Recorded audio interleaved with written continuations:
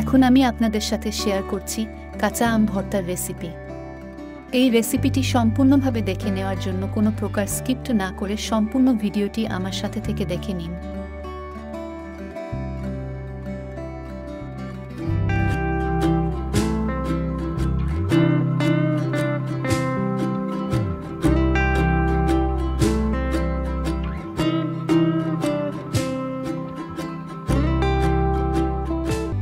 এই রেসিপিটি শেয়ার করার জন্য আমগুলো পাতলা পাতলা করে কেটে নিয়েছি।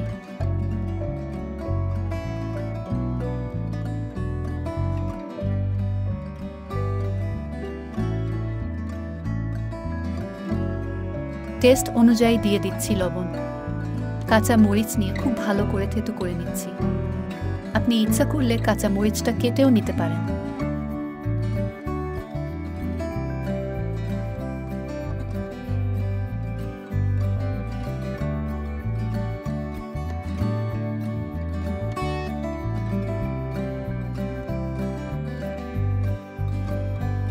তেল ছাড়া খালি কড়াইতে ভেজে নিয়েছিলাম শুকনা মরিচ নিয়ে থেতু করে দিচ্ছি।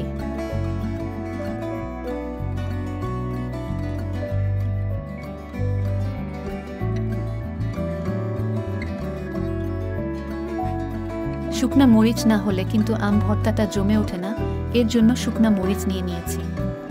ঝালটা আপনি আপনার টেস্ট অনুযায়ী নিয়ে নেবেন। অল্প পরিমাণে দিয়ে দিচ্ছি চিনি। হাতের সাহায্যে বেশ অনেকটা সময় নিয়ে খুব ভালো করে মিশিয়ে নিচ্ছি।